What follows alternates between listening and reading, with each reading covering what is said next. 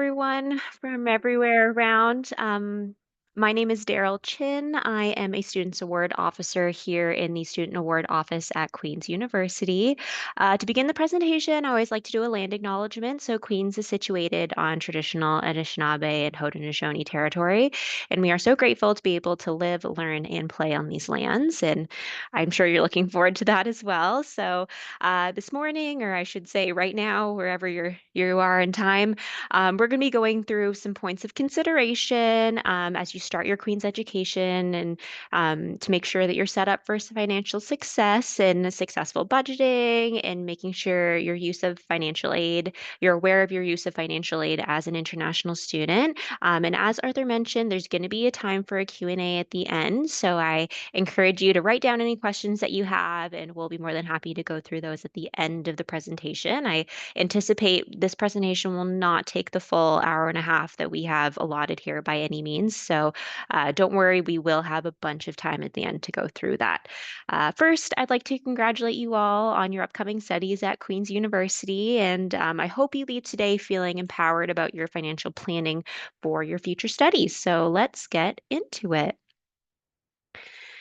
So as I mentioned, today we're going to be going over reviewing questions you may have already thought of or beginning to think of asking yourself as you prepare a financial plan for your future university studies. We'll be talking about what a budget is and how you can begin planning for your educational expenses.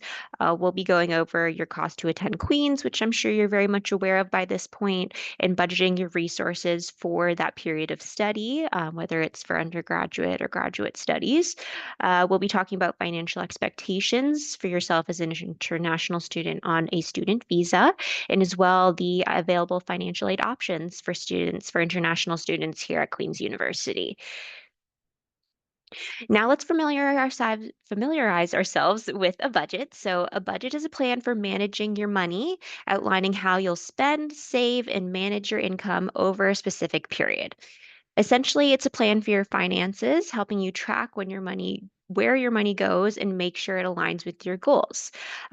So examples of things that you may think about budgeting for would be a new car, if you have a future wedding coming up for yourself or somebody else, if you contribute to your family's expenses and overall just financials, you could be thinking about that for your budget. Grocery shopping, that's always going to be something you're going to be thinking about as a student and planning around that. If you're planning any upcoming vacations throughout your studies. And then, of course, just all the expenses that come with your university education, your tuition, your fees, your books, rent, utilities, all that fun stuff. So, for your budget to work, it must be based on your expenses and your resources. So, you don't want to rely on standard estimates that you find on the internet or make assumptions about your income or financial aid. You want to make sure you know your specific financial circumstances. As a student, you may have many competing priorities. That is a given. So it's easy for budgeting to feel like less of a priority with all your other studying and stuff going on in your life. However, budgeting is very important to ensure you can sustain yourself across your studies and meet your standard living needs. Why we should budget. So, budgeting is important to stay on top of your bills so you're not falling behind in debt or getting behind on just general payments that you may have throughout the study period. When you have a clear financial plan and budget and you know what to expect and what your means are, you can have less financial stress and anxiety. So, when you have a plan, it ends up paying off in the end because you're not as focused and stressed out about how you're going to plan financially for the future. With a budget, you have a greater sense of control and stability when it comes to your financial circumstances. And then budgeting will allow you financial freedom in the present and for the future if you do that correctly. When budgeting, we also have to distinguish between our needs and our wants. So we must meet our basic needs to be able to function and prosper as a person and as a student, while our wants are not necessities and can be topics of conversation when creating your budget. So there's a few examples here that you may want to think about as is this a want or need in your specific circumstance, or just generally as humans are things wants or needs. So something like groceries and food is definitely a need. Everyone needs that, and we want that too. Something like technology, video game consoles, all that kind of entertainment stuff, we would generally consider as more of a want. We don't need that to be successful in our education or get through our day-to-day lives. Other things like, just going out for treats and, friends and different entertainment things, that would be more of a want as a student. Not something we need to be successful, but of course, always things that are fun and good to do from time to time. Aspects like clothing and rent, of course, are things that we need to sustain ourselves and make sure that we are safe and taken care of as a person and as a student. So making sure we have proper housing and yeah, clothes and all those fundamental needs like shoes as well. And then yeah, other wants we can consider would be concert tickets, sports tickets, vacations. You can see a set of earrings here, accessories, yeah, different kind of more special like pops and sodas and all of those things that we like to have as treats would be considered a want. So again, it's really important to be able to distinguish between things that you need as a student and other aspects of things that you may want, but it's not as important to meet those expectations. Alrighty. One very important aspect when creating a budget are your expenses. So the cost required for something, the money spent on something. As a student, there are a number of expenses to consider, as I'm sure many of you have already started to consider. So how much are you going to be spending on tuition and books? Especially this can vary between programs here at Queen's University. So it's important to know with the specific amount for your program and year of study, how much you can afford for rent, or if you're staying in student residence. So making sure that you're aware of different options for housing and what you can afford within that scope. Does your rent or housing accommodation include your utilities such as water, electricity? How much will you be spending on your internet if that's also not included in your rent or your accommodations? How much money do you pay for your phone? So do you pay for your phone bill? What kind of plan do you have? Does it incorporate international calling and making sure that you can stay connected with your loved ones wherever they may be in the world? How much money you're going to spend on groceries every week is very important. Making sure that you know how much groceries are in this area, having everything that you need to cook meals and all that good stuff, and how much you're going to be spending on going out and dining and all those fun want considerations that are, of course, important as a student, but things that we can also consider as maybe not our top priority as a need. There are lots of expenses you're going to be responsible of tracking, and more important, you'll need to be aware of when these expenses will be required and when they're going to be due. So, for example, something like tuition and books, those are going to come up at the beginning of each term. So it's important to consider that you have all the budgeting prepared so that you can pay for those expenses when they approach. Whereas something like rent, you're going to be thinking about paying either monthly or um, all up in one deposit, kind of depending on what your circumstances are and how you've managed that with a landlord or an agency. Of course, groceries are going to be purchasing groceries once a week, bi-weekly, monthly. So it's important to also think about when these expenses are going to come around.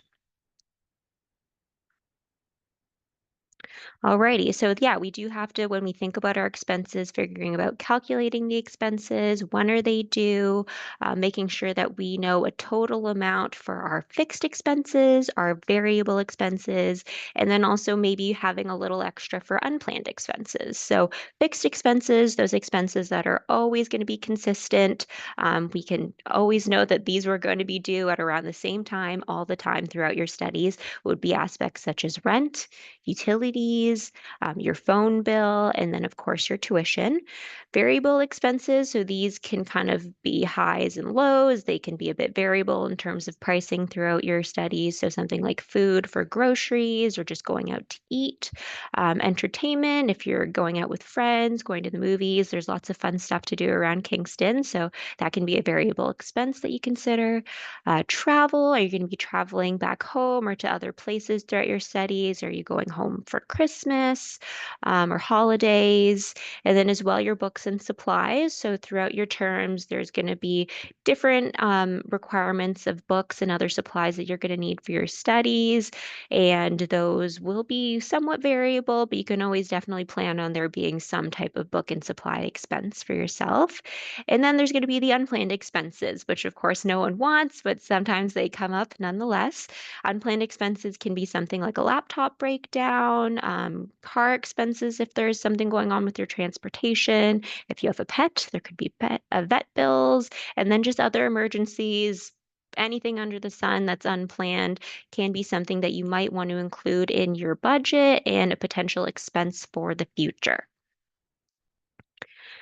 Alrighty, so how to maximize your budget. So of course, you want to consider minimizing your spending within reason. Of course, there are things that you're going to have to pay for, and we just want to make sure that your budget allows for the amount of spending that you're going to plan on. And then, of course, increasing your resources, which we will talk about in future slides, so I won't jump into all too much right now. So, minimizing your spending. So, there are definitely excellent resources to help you track your expenses. So, there's apps and online platforms such as Mint, Wally. You can just use a simple Excel spreadsheet. There's tons available online. Oops. Click that. And other banking apps limit impulse buying. So you might see something in a store window that you love, and you might just want to set that aside, keep that as a want for now, and make sure that in your budget, maybe for the future, you can plan on buying those things, those want as purchases, but making sure that those are limited if you are trying to minimize your spending. You might want to consider lifestyle changes. So if you have a membership to, a very expensive gym, maybe you want to consider coming to the Queen's Gym instead, which is definitely more affordable for students. Maybe instead of going out to eat every night, you might consider just going out to eat a couple times a week, utilizing different promotions that Kingston and the local area has for students at different restaurants and stuff.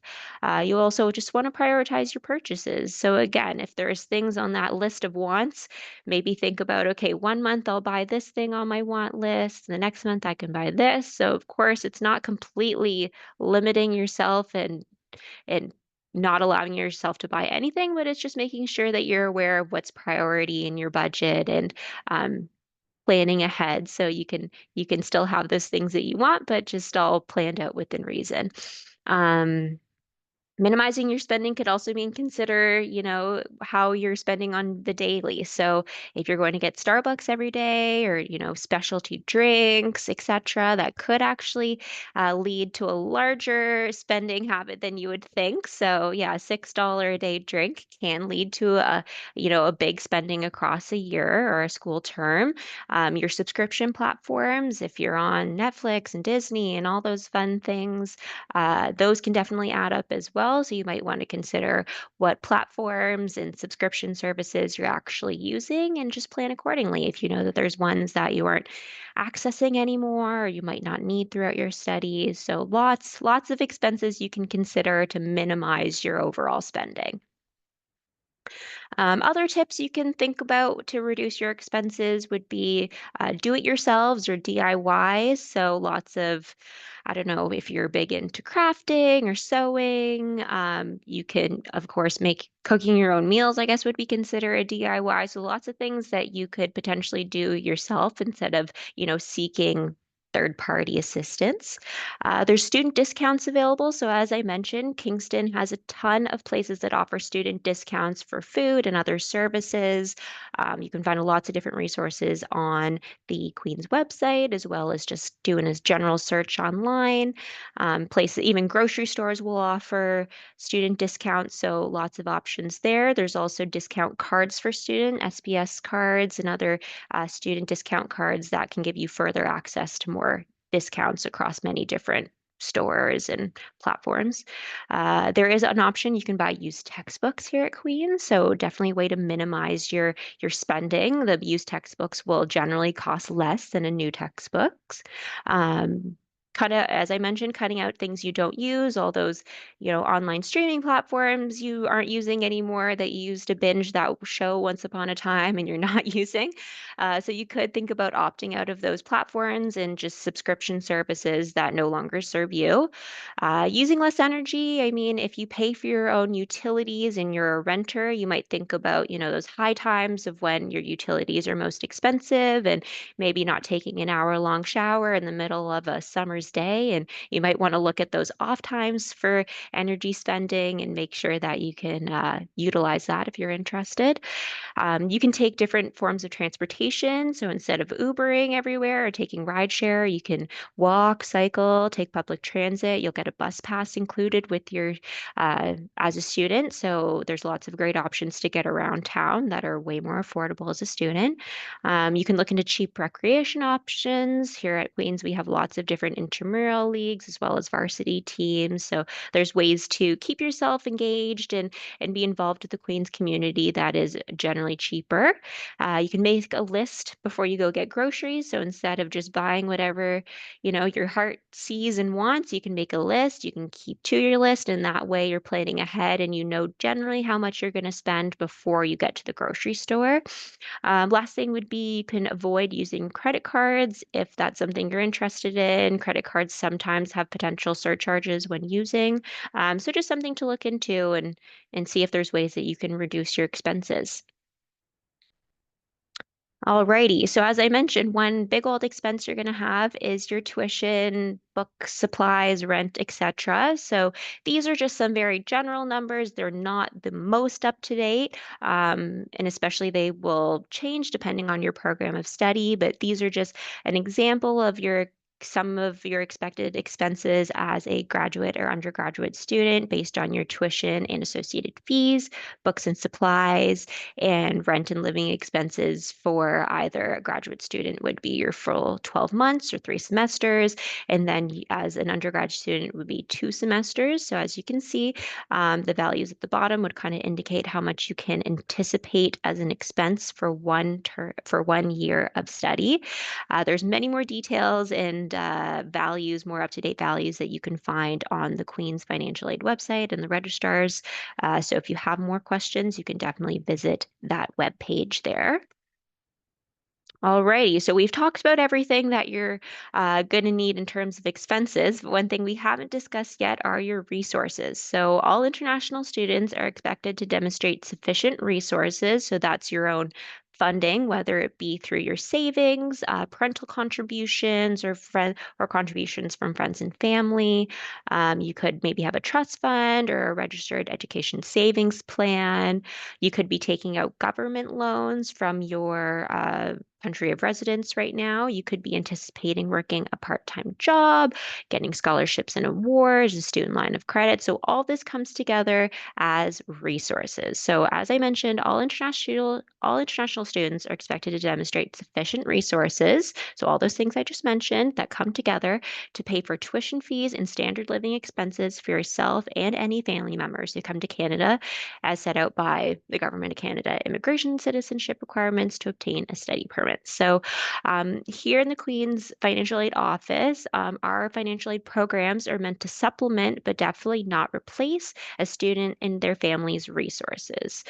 Given the cost of international tuition, and which you saw in the previous slide, there are limited Queen's bursaries funding available, and it's expected that international students have budgeted for their tuition and living expenses before they enroll in their studies. So as an international student, we expect you to be aware of all those expenses we mentioned information, kind of budget accordingly for that total value of your tuition, books, fees, living expenses, all those things that you anticipate being an expense throughout your studies.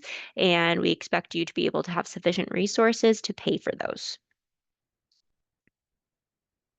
Alrighty, so financial aid options available here at Queen's. So international students should first pursue student loan options through your home country by contacting your appropriate student loan processing agency in your home country again. So I'm sure if any of you haven't already done that, definitely something we would recommend pursuing. If you are looking for additional funding opportunities, many domestic students here in Canada also use government funding, so it's very common practice and can definitely help in terms of funding and providing additional resources for your education.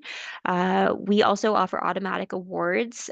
So you will be automatically considered for merit-based awards by your faculty office at the end of each year. You've also been considered for automatic awards upon your admission.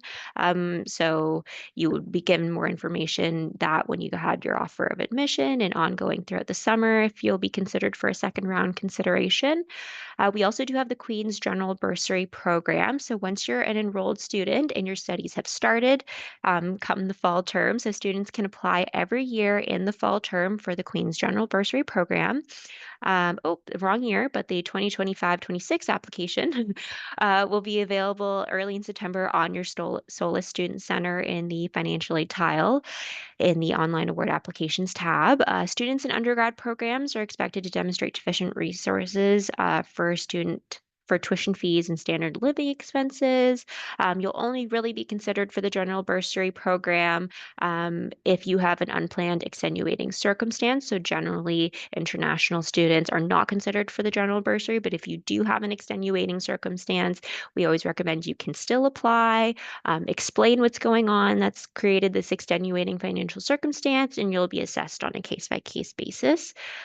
Please note that the bursary decisions for international students, if granted, will be small compared to the total cost of your program. So something to consider again, bursary bursary assistance isn't in place to completely replace the fees of your tuition. It's just there to supplement if you do have some extenuating circumstance that is creating an issue with you financially. Another option, financial aid options available once you're here studying at Queen. So we do have scholarships with separate applications, which you can find available on our website, the link up ahead. And scholarships for current Queen students require separate applications to be submitted. Please note that some are only open to domestic students, so it's important to review the award descriptions and flag their deadlines. Make sure that you are eligible based on the eligibility criteria and you know all the information about these different scholarships and awards before the submission deadline. And some are faculty specific, so it's important to know that again, you're looking in the correct department and making sure that the awards are applicable to you and you're not spending your time, your valuable time applying for awards that you're not actually eligible for.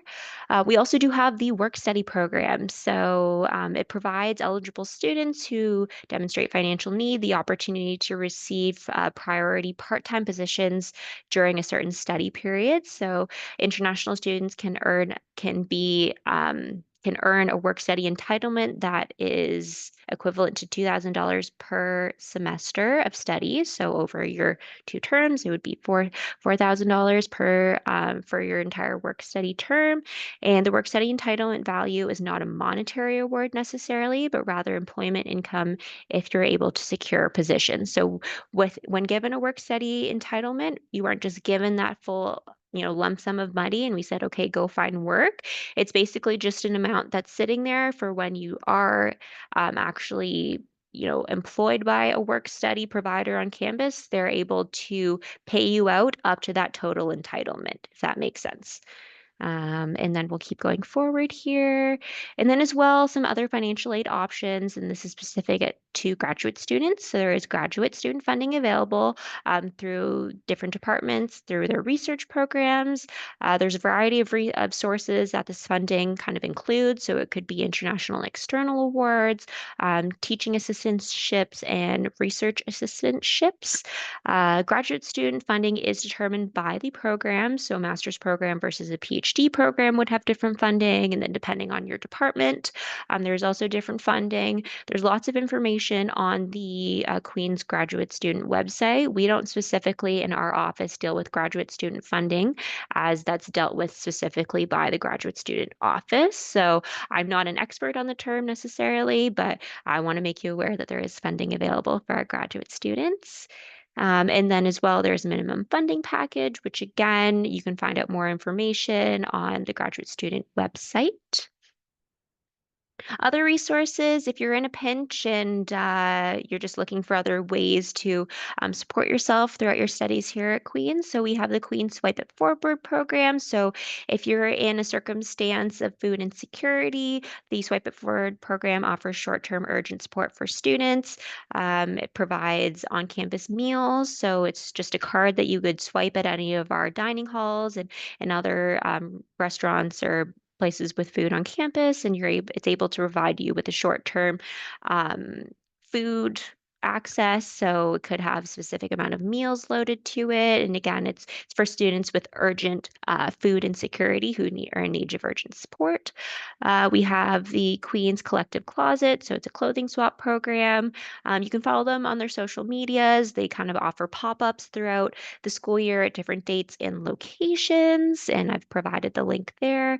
We also do have the Peach Market. So it's located in the medical building and it's offered to students, staff, and faculty alike, and it's a pay what you want program. So they offer delicious, nutritious meals based on kind of a scaled program where it's making more affordable for students to access those nutritious meals if you are finding it difficult.